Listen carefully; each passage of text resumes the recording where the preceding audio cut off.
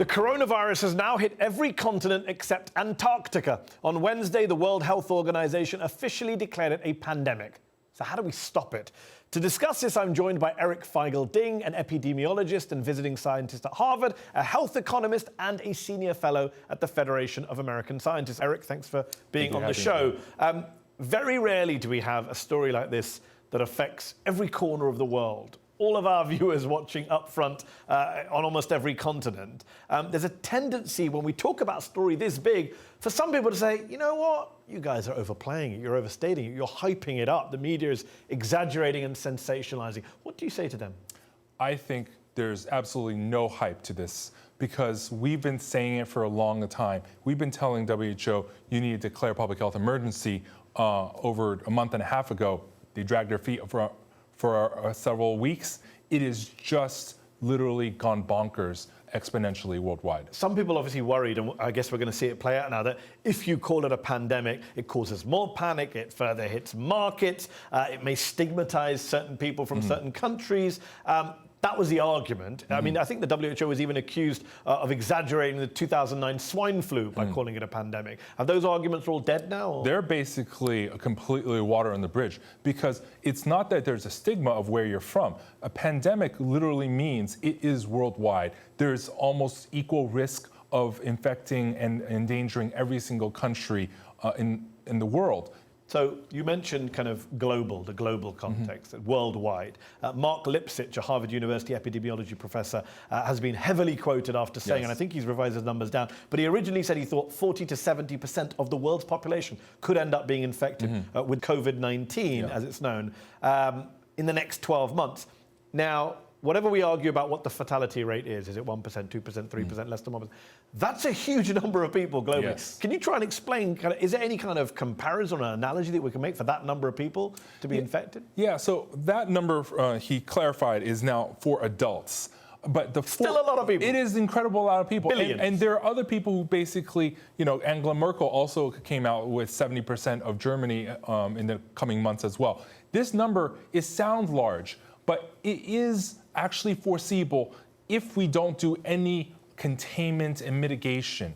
This is if we just let the virus roam around and Which is what the British Prime Minister Boris Johnson suggested recently. I know, it's terrible. And there's some traders in the US. And the traders that said, maybe everyone should get infected over the next month so it doesn't crash the market, which is incredibly callous Because lots of people would die. Yeah, it's called death, and 20% of people have mild. And mild means still fever and a lot of coughing, but 20% need hospitalization, and of the 20%, 5% actually need ICU. So just for the people watching at home who maybe haven't been following this closely, maybe have listened to a certain president of the United States say thousands of people die from the flu every year. Yeah. Why is this any different? It is not just the flu, and anyone who says so is completely deluding themselves, endangering the public. Because half of you already have some partial immunity to the flu. This is a brand new virus. No one has immunity. There is a vaccine that works most of the time for most strains of the flu. There is no vaccine on the horizon for another year. Yeah.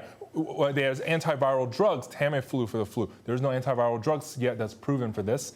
And it's almost 2 times or 3 times as infectious.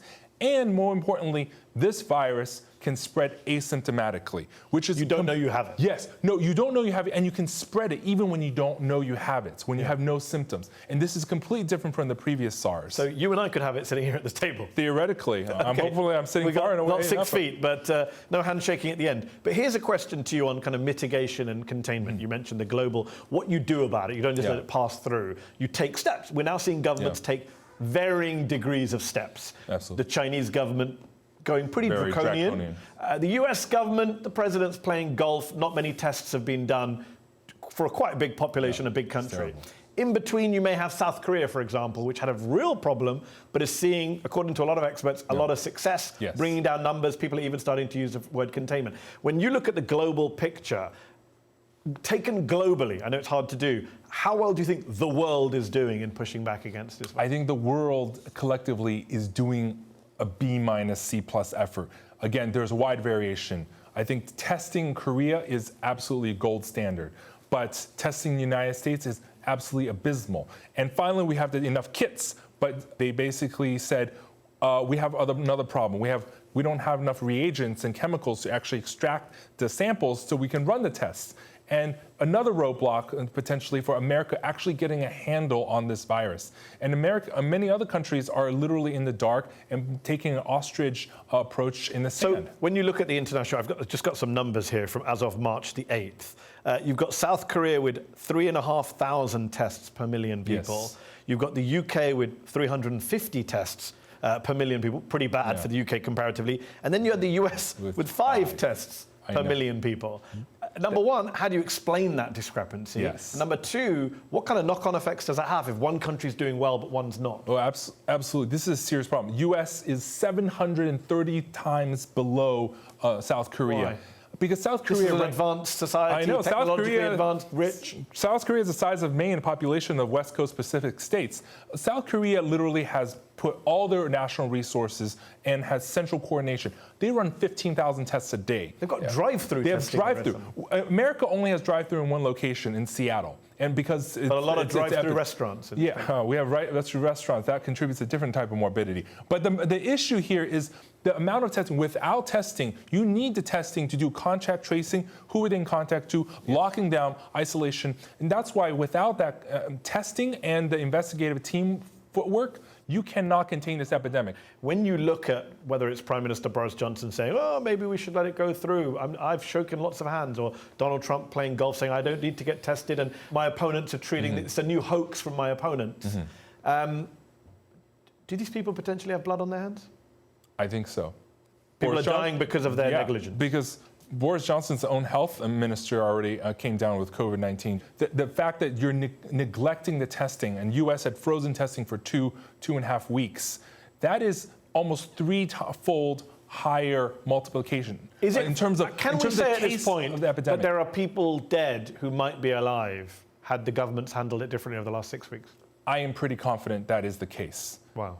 Because the U.S., literally, we've lost 3 cycles of multiplication. We're probably 8x higher than our epidemic should have been had we caught. Is there time for the US, the UK, other European countries, which seem to have been slower than the Chinese, the Japanese, South Koreans, is there time to turn it around, or is it too late? I think there are pockets in which the United States, this epidemic is not every single corner yet. Some pockets, like Seattle, has already run away infection, potentially New York as well, and LA. But the rest of the country, there are still opportunities to prevent it from being a 50-state issue. And how much do we need to change our lifestyles? Because in China, some scientists in the West are saying, well, the Chinese are showing the way with a kind of dictatorship model. You do need to crack down on people's civil liberties and freedoms in order to fight this. Do you share that view? Unfortunately, I think in certain ways you have to do extreme social distancing, at least at minimum. Like all the sports games, public venues. But the draconianness of China, I don't know. Because they have the Wuhan lockdown, but they also have residential lockdowns for 750 million. Okay, but when you say extreme social distancing, at the moment that's still voluntary, right? Please don't go to this place. Yeah. Please stay at home. Please, if you're sick. Where does a government step in and say, you know what, you're not allowed to do that. We won't allow you to have gatherings of more than 50 people. Are we going to get to that point, even in kind of quote-unquote free societies? On small cities and municipalities, they already did that. For example, South by Southwest, the organizers didn't cancel. Austin declared an emergency and forced them to cancel. We might have to do that if literally they refuse to, cancel. Are people prepared for that in the West in particular, where it's all about freedom and government doesn't tell me what to do? I don't think people have hit the reality of how bad this will be. But when the reality hits and people realize it, it might be too late. How bad will it be? We're about probably 3 weeks behind potentially Italy right now in the U.S. I think it will be really bad because the U.S. is very, very poor in ratings in terms of hospital beds per capita, especially compared to many European and Asian countries. I think it will get really bad, and we will overwhelm our ICU capacity. This is why we have to flatten the curve until below the capacity of our hospitals. But without testing and containment, the epidemic will way exceed our curve, and that is when mortality will happen. And people watching at home around the world, we hear the advice, wash your hands, keep your distance. Is there any other advice that you would give as someone who's following this closely? Keep to the containment. I think containment is really key. Keep to the quarantines. also avoid public spaces and try to really, really distance yourself, because washing hands is only as good as how far you are from however many contexts you are exposed to. I think at this time we have to focus on self-isolation. We'll have to leave it there. Feigl-Ding, thanks so much for joining us on UpFront.